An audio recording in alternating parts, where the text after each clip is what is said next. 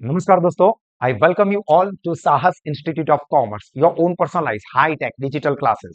दोस्तों, आज के लेक्चर से हम लोग स्टार्ट करने जा रहे हैं हमारा एक न्यू एंड इंपॉर्टेंट चैप्टर, जो कि है एक्टिविटी बेस्ड कॉस्टिंग, जिसको शॉर्ट में ABC के नाम से भी जाना जाता है। और इस चैप्टर के आज के हमारे सेशन के अंदर इस कॉन्सेप्ट के फंडामेंटल चीजें, यानी कि ये ABC कॉस्टिंग क्या है, क्यों है, इसके फंडामेंटल आपको क्लियर हो गए तो आपको ये चैप्टर बहुत आराम से समझ में आ जाएगा। कई सारे स्टूडेंट्स क्या गलती करते हैं कि जो थियोरेटिकल मेन कॉन्सेप्ट है एबीसी कॉस्टिंग क्या है वही समझ में नहीं आता है, और वो सिर्फ थियोरेटिकल क्वेश्चन को पढ़ लेते हैं और एग्जाम्पल के ऊपर चले जाते हैं। बट आपको सबसे पहले समझना ये है कि ये एबीसी कॉस्टिंग है क्या। अब इसके लिए आप लोग मान लो कि मैं साहस टीचर नहीं हूं, बट मैं एक शेफ हूं, ठीक है, कुक, और मैं एक छोटा सा कैफे चला रहा हूं, और मेरे कैफे के अंदर मैं एक फॉर एग्जांपल ये ओवन है, ठीक है, ये ओवन है और ये मैं हूं। इस फोटो के अंदर थोड़ा कम हैंडसम दिख रहा है, बट रियल में ज्यादा हूं। अभी ये ओवन के अंदर मैं डेली 10 पिज्जा बनाता हूं और 10 बर्गर बनाता हूं, ठीक है। मेरे ओवन में 10 पिज्जा बनते हैं, 10 बर्गर बनते हैं, जो कि दोनों ही अलग अलग प्रोडक्ट होती है। ये दोनों ही अलग अलग प्रोडक्ट है। और नॉर्मली हम लोग कॉस्ट अकाउंट सब्जेक्ट पढ़ते हैं, मैनेजमेंट अकाउंट सब्जेक्ट पढ़ते हैं, तो उसके अंदर क्या होता है, अपने को जो प्रोडक्ट है उसकी कॉस्ट जाननी है, ठीक है। हमको एक पिज्जा बनाने के पीछे कितनी कॉस्ट होती है या एक बर्गर बनाने के पीछे कितनी कॉस्ट होती है, ये हमें पता करना होता है। यही तो मैनेजमेंट अकाउंट कॉस्ट अकाउंटिंग का काम होता है।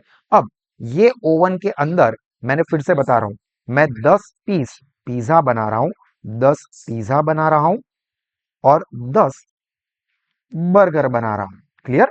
इसके अलावा अभी मान लेते हैं कि और कोई चीज मैं यूज नहीं कर रहा हूं, ठीक है, मतलब और कुछ काम इस ओवन में मैं नहीं कर रहा हूं। और 1 महीने के बाद जब इलेक्ट्रिसिटी का बिल आता है, इलेक्ट्रिसिटी बिल, ठीक है, इलेक्ट्रिसिटी बिल ओवन के यूज का, ठीक है। वैसे तो ऑब्वियस है कि बहुत सारी चीजें हम लोग यूज कर रहे हैं, बट मैं अभी आपको एबीसी कॉस्टिंग समझा रहा हूं, तो मैं उसके रिलेटेड चीजें समझा रहा हूं। तो इलेक्ट्रिसिटी बिल ये ओवन क्या आ रहा है, 2000 रुपए। क्लियर। 10 मैं पिज्जा बना रहा हूं इस ओवन में, प्लस 10 बर्गर बना रहा हूं, यानी कि टोटल 20 चीज बन रही है, ठीक है। और इसके पीछे मेरा 2000 रुपए का खर्चा आ रहा है। तो अब ये 2000 रुपए के लाइट बिल को मैं पिज्जा और बर्गर के बीच में कैसे डिस्ट्रीब्यूट करूं। तो पहले हम लोग बात करते हैं ट्रेडिशनल कॉस्टिंग की, और फिर हम लोग समझते हैं कि एबीसी कॉस्टिंग कैसे बढ़िया है। तो ट्रेडिशनल कॉस्टिंग के हिसाब से लॉजिकली सोचो, 2000 रुपए का बिल, 10 बनते हैं पिज्जा, 10 बनते हैं बर्गर। तो मैं ये 2000 रुपए के बिल को इन दोनों के बीच में कैसे डिस्ट्रीब्यूट करूं। सर सिंपल सी बात है, इसके लिए क्यों पूरा लेक्चर लिया, हमको पूछा होता 1 मिनट में मैं जवाब दे देता हूं। 1000 रुपए सर इसका खर्चा डाल दो, और 1000 रुपए इसका खर्चा डाल दो। बहुत सर लॉजिकल चीज है, और एक लेमैन को, आम आदमी को ये बिल्कुल सही भी लगता है। बट यहां पर चीज समझनी है कि ये हमने इजी करने के लिए ऐसा किया। बट ये जो पिज्जा बनता है दोस्तों, वो फॉर एग्जांपल ये मेरा ओवन जो है वो डेली, अभी मान लेते हैं कि 5 घंटे चलता है, 5 आवर्स, 5 घंटे चलता है। और ये पिज्जा बनाने के पीछे मेरे 3 घंटे जाते हैं ये ओवन में, और ये 10 बर्गर बनाने के लिए मेरे जाते हैं 2 घंटे, ठीक है। पिज्जा बनाने के पीछे 3 घंटे जा रहे हैं, और बर्गर बनाने के पीछे 2 घंटे जा रहे हैं। और अब यहां पर 2000 रुपए का बिल आया, और हम ऐसा बोले कि एक काम करते, 1000 रुपए पिज्जा में डाल दो, 1000 रुपए बर्गर में डाल दो, तो क्या ये सही होगा? इससे क्या हमें पिज्जा का सही कॉस्टिंग मिलेगा? नहीं। तो क्या इससे हमें बर्गर का सही कॉस्टिंग मिलेगा? नहीं। इसके लिए हमें क्या करना पड़ेगा कि ये एक्टिविटी करने के पीछे यहां पर कितना जो टाइम एलोकेट हुआ है, तो एक्टिविटी के हिसाब से डिस्ट्रीब्यूट करना होगा। सर 5 में से 3 घंटे पिज्जा बनाने के पीछे गए, तो ऑब्वियस है कि इसका प्रपोर्शन ये लाइट बिल के अंदर ज्यादा होना चाहिए। मतलब सर अगर आप प्रपोर्शन के अंदर देखने जाओ, तो इसके 1200 रुपए, लाइट बिल 2000 का है, उसमें से 1200 रुपए पिज्जा के होने चाहिए, और ये 2 घंटे यूज होता है। तो बर्गर के 800, बर्गर के पीछे ये इलेक्ट्रिसिटी बिल का 800 रुपए का ही पैसा लगना चाहिए, तो ही हमें एक्चुअली में बर्गर की और पिज्जा की सही कॉस्ट मिलेगी, और तब हम जाके सही प्राइसिंग कर सकते हैं।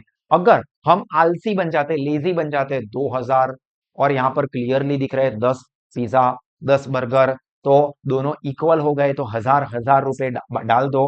तो क्या होगा, यहां पर पिज्जा के पीछे एक्चुअली में खर्चा ज्यादा हो रहा है, 1200 रुपए जा रहा है, पर हम लोग 1000 रुपए गिन के उसकी अंडर कॉस्टिंग कर रही है। जबकि बर्गर के पीछे एक्चुअली में 800 रुपए का ही खर्चा हो रहा है इलेक्ट्रिसिटी के बिल का, बट हम लोग तो 1000 रुपए कंसीडर कर रहे हैं, तो इसका ओवर कॉस्टिंग होगा, और जिसकी वजह से हमारी कॉस्ट सही निकलेगी नहीं, और इसकी वजह से हम लोग हमारी सेलिंग प्राइस भी डिसाइड नहीं कर पाएंगे एक्यूरेट। तो यहां पर एबीसी कॉस्टिंग क्या करता है, जो एक्टिविटी है वो कितना एलोकेट होती है, वो एक पर्टिकुलर प्रोडक्ट, अब वो गुड्स हो, सर्विस हो, जो भी हो, उसके पीछे और दूसरे के पीछे, और उसके अकॉर्डिंग में ये एक्सपेंस को एलोकेट करना, that is called ABC costing. समझ में आया, कॉन्सेप्ट समझ में आया। अगर सेम प्राइस है तो दोनों में इक्वल बांट दो, ऐसा नहीं।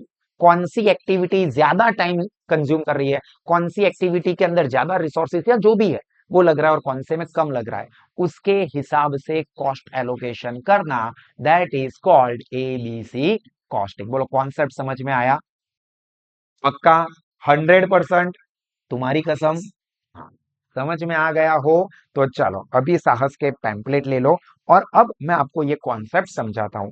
साहस के पैम्पलेट और पेन हाथ में रखिए, और मेरे साथ साथ ये कॉन्सेप्ट को समझिए। इसके बाद इस चैप्टर के सारे सेशंस को देखिए, और सभी सब्जेक्ट के बेहतरीन क्वालिटी के सेशंस देखने के लिए अपने सारे दोस्तों को जरूर सजेस्ट करो कि वो आज ही साहस एप्लीकेशन को सब्सक्राइब करें, जहां पर बेस बहुत ही बेहतरीन लेवल का कॉन्सेप्चुअल क्विक हर एक तरह का एजुकेशन, हर एक तरह के लेवल के स्टूडेंट्स को ध्यान में रख के प्रोवाइड किया जाता है, जिससे कि आप बहुत ही बढ़िया अपना नॉलेज और रिजल्ट बढ़ा सके, वो भी कम टाइम और बहुत ही कम फीस में। क्लियर? So let's understand. पहले यहां पर जो चीज अब मैंने आपको समझाई ना एग्जांपल देके, जो आपको क्लिक हो गया, अब वही लिखा हुआ है। अब आप लिखा हुआ पहले पढ़ने की कोशिश करोगे ना, तो आपको सर ये कुछ क्या चल रहा है, मेरे को तो कुछ समझ में नहीं आ रहा है, बट आपने ये कॉन्सेप्ट समझ लिया ना, अब देखो आपको बहुत बढ़िया लेवल पे समझ में आएगा। अगर आपको एक्सपेरिमेंट करना हो तो आपके किसी भी फ्रेंड को बोलो, चल तू पहले एबीसी कॉस्टिंग का आपने थ्योरी पढ़ा है ना, मुझे समझा, या उसने कहीं और भी सेशन अटेंड किया ना, चल मेरे को समझा, और ये आगे की 5 मिनट का एग्जाम्पल देखने के बाद आप इसको समझो, आपको बहुत अच्छे से समझ में आ जाएगा। देखो, ट्रेडिशनल अप्रोच, उसमें क्या होता था, तो traditionally indirect cost are distributed to end product. देखो डायरेक्ट कॉस्ट तो हमें पता ही है, फॉर एग्जांपल पिज्जा बनाने के पीछे पिज्जा का बेस चाहिए, तो उसका जो खर्चा है वो तो पिज्जा में ही जाएगा ना भाई, वो थोड़ी बर्गर में जाएगा, या बर्गर का जो बन है वो पिज्जा में नहीं एलोकेट होगा, वो तो बर्गर का खर्चा बर्गर के पीछे ही रखेगा। प्रॉब्लम उसमें नहीं था, प्रॉब्लम कहां था, लाइट बिल, क्योंकि वो दोनों के पीछे यूज होता है, या वो ओवन जो है उसका डेप्रीसिएशन, तो वो तो दोनों के पीछे यूज होता है। तो वहां पर एलोकेशन यानी कि इनडायरेक्ट खर्चों के लिए चीज है, या तो वो डिस्ट्रीब्यूट किया जाता था on end product on the assumption that product are consume source in the proportion to the production volume. मतलब हमने अभी एग्जांपल देखा कि 10 पिज्जा और 10 बर्गर, तो भाई जो प्रोडक्ट बनी है उसके हिसाब से डिस्ट्रीब्यूट कर दो। प्रोडक्ट देखो इक्वल बनी है, 10 10, 1:1, 1:1, 1:1, तो 2000 को 1:1 में हजार हजार हजार हजार बांट दो। बट ये ट्रेडिशनल था, गलत, आलसी लोगों ने बनाया था। आप जैसे और हमारे जैसे लोगों का काम नहीं है ये तो आलसी लोगों का काम था। अपन तो डीप में जाएंगे, बहुत बढ़िया लेवल पे समझेंगे, और फिर अपनी प्रोडक्ट अपना बिजनेस बनाएंगे, तब जाके ऐसे ट्रेडिशनल लोगों को हम बीट कर पाएंगे। समझ में आ रहा है? तो देखो, the main step in this approach, बस ये चीज यहीं पर यही कहना चाहती है। अब यही चीज लिखा है, first allocation and apportionment of overhead, for example electricity bill, to various production department and service department, pizza burger जो भी गुड सर्विस जो भी है वो। Second, apportionment of service department overhead to production department overhead, मतलब ये service department का production में डाल दो, प्रोडक्शन का सर्विस, प्रोडक्ट को ध्यान में रखे, 10-10 प्रोडक्ट बनी है ना, तो उसके हिसाब से। फॉर एग्जांपल बर्गर है, पिज्जा है, उसके पीछे जो मटेरियल लगता है, डायरेक्ट की बात नहीं हो रही, इनडायरेक्ट, तो क्या था, 10 10 10 10 इक्वल। समझ में आ रहा है? डाल दो, हर एक में इक्वल नहीं होता है, मतलब सपोज 10 और 6 और 4 ऐसा बना है, तो 6:4 में डिस्ट्रीब्यूट कर दो, ऐसा नहीं होता है, ठीक है। And third, absorption of production department overhead by end product, मतलब सर्विस के प्रोडक्शन डिपार्टमेंट में डाल दो, दूसरे डिपार्टमेंट के प्रोडक्शन डिपार्टमेंट में खर्चे डाल दो पहले, और फिर प्रोडक्शन में देखो कि कितना प्रोडक्शन हो रहा है, प्रोडक्शन को ध्यान में लो, 10 बर्गर 10 पिज्जा, बस यही देखो, 10 10 देखो, ऐसा नहीं देखना चाहिए।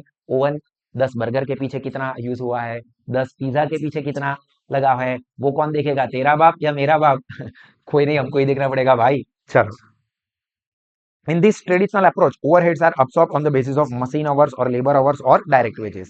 अब problem of under costing and over costing जो मैंने बताया कि यहाँ पर हमने जो एग्जांपल देखा उसमें क्या दिक्कत हो जाएगी कि पिज्जा और बर्गर दोनों में हजार हजार डाल देंगे तो पिज्जा का हमने अंडर कॉस्ट किया, एक्चुअली में 1200 का खर्चा, पर हमने तो 1000 दिखाया, और बर्गर का हो रहा है 800 का खर्चा, हमने तो 1000 दिखाया, वो ओवर कॉस्टिंग हो गया। बस वही चीज है। अब ये पढ़ो ना पढ़ो आपके माइंड में कॉन्सेप्ट फिट हो गया। when two company produces a variety of product or services, जैसे बर्गर पिज्जा मैंने दो एग्जांपल लिए, which place varying demand on resources, मतलब वो इलेक्ट्रिसिटी एक 3 घंटे कंज्यूम करता है, दूसरा 2 घंटे। Traditional costing use an average overhead rate for activities like labour over rate और मशीन ओवर रेट और allocate the cost to cost object, जो कि प्रोडक्ट या सर्विस होता है।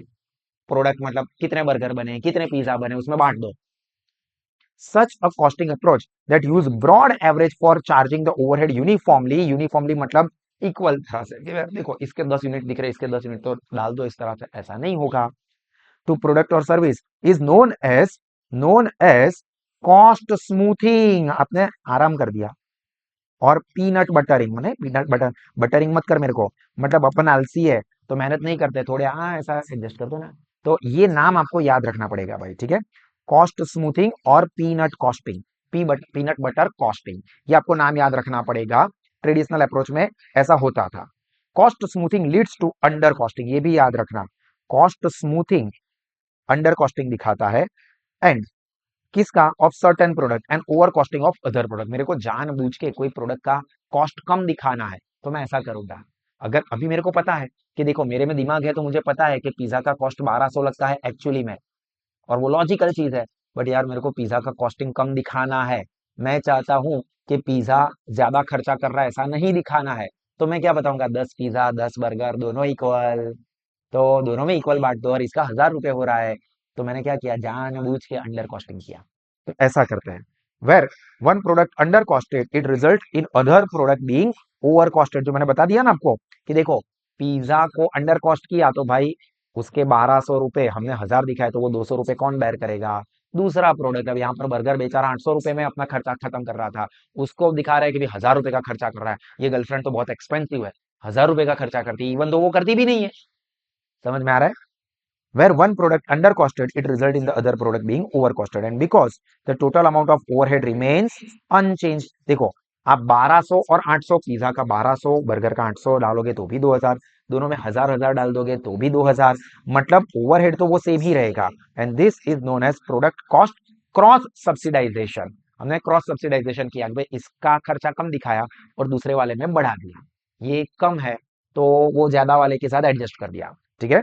तो वो होता है हमारा ट्रेडिशनल अप्रोच। ये सिर्फ और सिर्फ आपके नॉलेज के लिए था।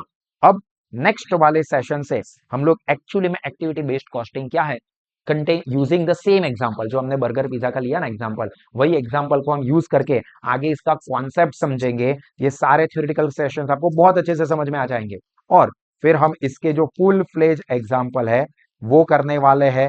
और ये फुल फ्लेज एग्जाम्पल दोस्तों आपको इतने अच्छे से समझ में आ जाएंगे ना, तो आप तो मतलब ऐसा है कि सर आप कहाँ थे ज्ञानी बाबा, इतना इजीली ये चैप्टर आ जाएगा कि आपको कोई दिक्कत नहीं होगी। और इस तरह के सभी सब्जेक्ट के सारे सेशंस अगर आप या आपके कोई भी फ्रेंड्स हैं जिन्होंने अभी तक साथ को सब्सक्राइब नहीं किया है, तो मैं सजेस्ट करूंगा, बार बार सजेस्ट कर रहा हूं कि बहुत ही कम फीस का खर्चा करके कॉस्टिंग बताओ, कम करो, एक्चुअली में कम करना है, कम खर्चा करो और अपना नॉलेज और रिजल्ट बढ़ाओ, लाइफ में आगे बढ़ो।